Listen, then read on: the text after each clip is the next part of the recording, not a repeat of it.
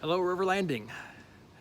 My youngest daughter was about 3 and was at my church office with me on a weekday.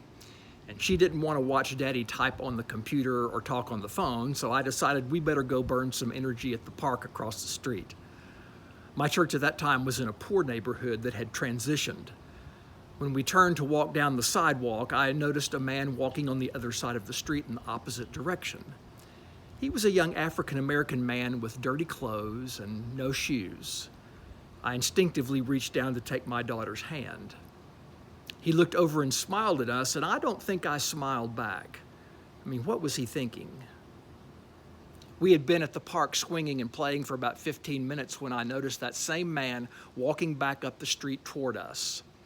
He had a brown paper bag in his hand, and I thought, oh great, and quickly turned to my daughter and asked if she was ready to go, and she gave me her favorite one-word answer.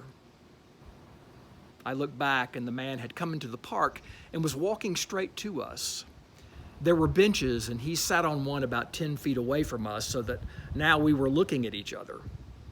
I had my daughter in my arms by that point, and he was all smiles as he reached into his brown paper bag, and I decided then it was time to go.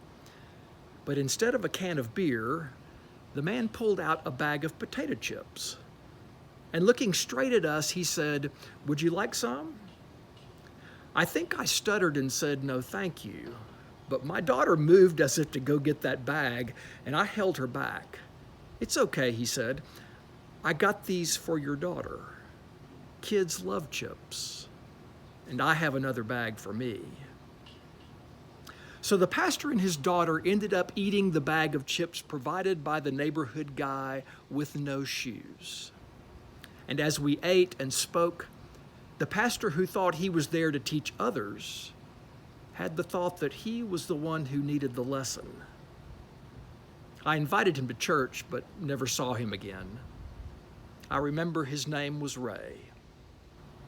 And I know they were just potato chips, but it seemed more like communion. Jesus was present. Have you ever misjudged someone? Ever assumed the worst about someone? Ever had a feeling about someone that wasn't true at all? We don't have to live that way.